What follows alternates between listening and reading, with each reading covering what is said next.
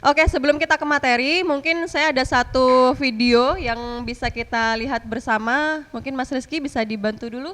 Kalau cash flow Anda sedang di ujung tanduk, tapi tidak mau melay off karyawan, Anda harus sadar bahwa penyelesaian cash flow bukan dengan melay off karyawan. Justru salah total kalau Anda berusaha menyelesaikan masalah cash flow dengan melay off. Masalah cash flow harus diselesaikan akarnya. Ada 3 akar besar. 1, penjualan jelek. Yang kedua, keuntungan terlalu tipis. Yang ketiga adalah Anda over investasi. Kalau 3 hal ini Anda sudah tahu asalnya, masalahnya, kenapa, fokuskan satu. Misalnya, jangan lay off karyawan, tapi seluruh karyawan harus bisa jualan.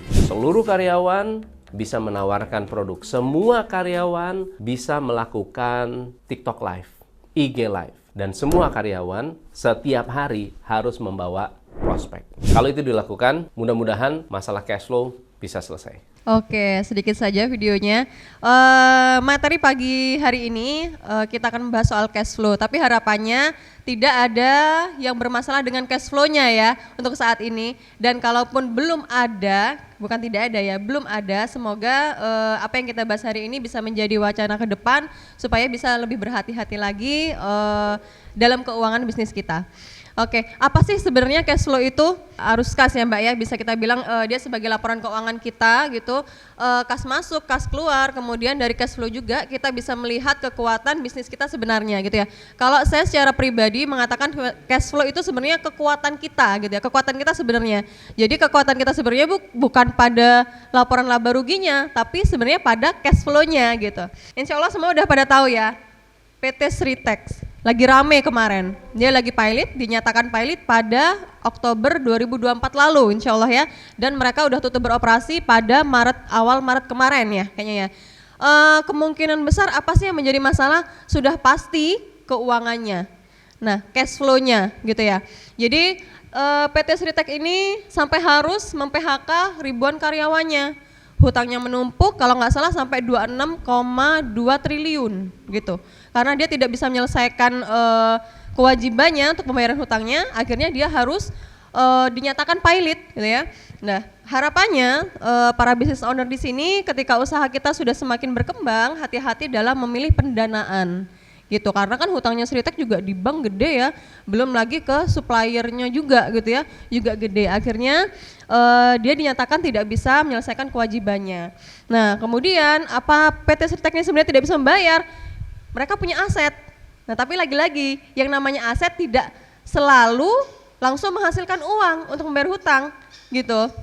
Nah jadi mungkin perlu diperhatikan kalau misalnya kita memilih pendanaan untuk usaha kita gitu. Jangan sampai akhirnya nanti karyawan kita udah banyak, kita pilot, naudzubillah kita nggak bisa membayar gaji karyawannya mungkin, atau apalagi info terakhir yang saya dapat itu sepertinya nggak bisa bayar THR dan pesangon karyawan malahan gitu ya, karena besarnya hutangnya PT Sritex. Mungkin teman-teman udah tahu ya Timothy Ronald ya, cash flow is king. Cash flow is everything. Jadi mau nggak mau namanya cash flow itu udah menjadi raja di usaha kita gitu. Jadi usaha kita bisa dibilang sehat, kita harus tahu juga cash flow kita bagaimana, plus atau minus. Kemudian kalau misalnya usaha kita kemarin kita udah belajar tuh soal membuat laporan keuangan, kemudian membuat laba rugi. Kalau misalnya di laba rugi kita terbaca laba, apa itu menyatakan cash flow kita sudah bagus? Belum tentu. Kenapa Mbak? Karena itu hanya tulisan di atas kertas gitu ya Mbak ya, itu hanya laporan, tidak menunjukkan yang sebenarnya. Makanya kalau misalnya Bapak dan Ibu business owner di sini memutuskan untuk investasi mungkin di tempat di perusahaan lain gitu, usahakan jangan hanya melihat laba ruginya, tapi minta laporan cash flow-nya, arus kasnya. Jadi kita harus tahu tuh kekuatan perusahaan ini bagaimana untuk menangani hutang-hutangnya, seperti itu. Kemudian saya punya 2 gambar. Nah, gambar ini kita sebut aja dia tandon air A dan B. Dari 2 gambar ini kemungkinan kalau dilihat yang menunjukkan cash flow terbaik yang mana? Kira-kira yang mana? Gambar A atau B? Gambar A. Dari gambar A dan B ini, A itu menunjukkan keran yang masuk lebih besar daripada keran yang keluar. Sedangkan untuk gambar B, dia keran masuknya itu lebih kecil, lebih sedikit daripada keran keluarnya. Gitu, betul ya? Jadi kas yang masuk harus lebih besar jumlahnya daripada kas yang keluar. Begitu ya. Oke, kemudian selanjutnya kenapa sih cash flow kita bisa bermasalah? Nah, di antaranya pengeluaran yang melebihi pemasukan. Jadi bisa jadi biaya operasional kita itu lebih tinggi daripada pemasukan kita misalnya. Kemudian pengelolaan piutang yang buruk. Piutang macet gitu ya. Yang harusnya terbayar tidak terbayar gitu. Kemudian perencanaan anggaran yang tidak matang. Anggaran yang tidak terkontrol itu biasanya membuat pengeluaran kita jauh lebih besar gitu. Kemudian penurunan penjualan. Ada nggak di sini business owner yang merasa Lebaran Ramadan ini penjualannya menurun? Insya Allah enggak ya, apalagi untuk kuliner. Biasanya malah meningkat gitu ya di Ramadan. Kemudian investasi tanpa perencanaan. Kemudian ada tidak memantau arus kas secara rutin juga. Nah kalau misalnya kita nggak mantau arus kas, sudah pasti kita nggak akan tahu tuh kas kita kondisinya lagi baik atau enggak sih. Tiba-tiba misalnya business ownernya minta invest mesin aja gitu, kita keluarin tanpa tahu kita kasnya bagus atau enggak. Mohon maaf ya, saya agak sedikit kurang sehat sebenarnya. Kemudian tidak aktif meminta pembayaran piutangnya. Selanjutnya tidak bersiap dengan resiko buruk di masa depan. Harapannya semua business owner sudah terbuka ya untuk menyediakan yang namanya dana darurat. Karena kita tidak pernah tahu kondisi usaha kita ke depannya itu seperti apa gitu ya. Jadi sudah pasti dana darurat itu sangat penting untuk usaha kita saat ini. Jadi jangan sampai nanti kalau kayak PT Sritek tuh kita udah pilot tapi kita nggak punya dana darurat untuk menyelesaikan hutang-hutang kita misalnya.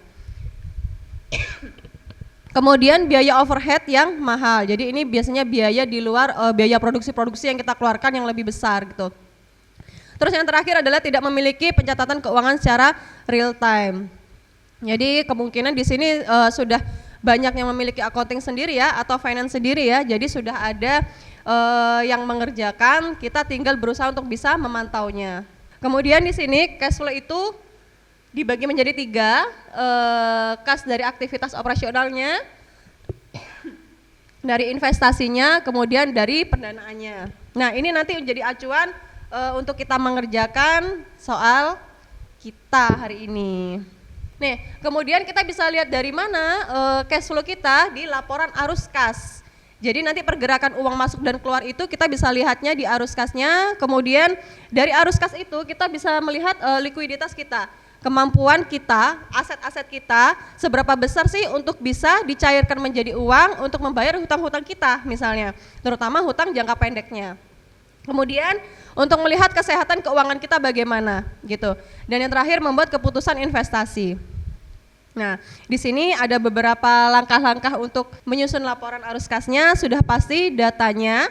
Kemudian kalau kemarin kita sudah belajar soal neraca, kemudian laporan laba rugi dan catatan transaksi, itu sangat kita butuhkan untuk menyusun laporan arus kasnya. Kemudian seperti yang sebelumnya, jadi kita menyusunnya dari aktivitas operasionalnya, investasi, kemudian dari pendanaan. Kemudian dari situ kita bisa menghitung arus kas bersihnya dan saldo akhir kas kita. Nah, kurang lebih seperti ini ya. Nah, kalau Mbak accountingnya nanti ini paling cepat ngerjakannya kayaknya. Jadi ada aktivitas operasionalnya. Operasional tuh biasanya apa? Kalau kemarin kita pelajari beban gaji, ya utilitas itu masuk operasional. Kemudian kegiatan investasi, kalau misalnya kita ada pembelian mesin atau tanah, itu masuknya di arus kas dari kegiatan investasi. Kemudian yang terakhir adalah kegiatan pendanaan, misalnya ada invest masuk atau kita ada prive gitu ya, pengambilan pribadi, itu masuk di pendanaan. Seperti itu.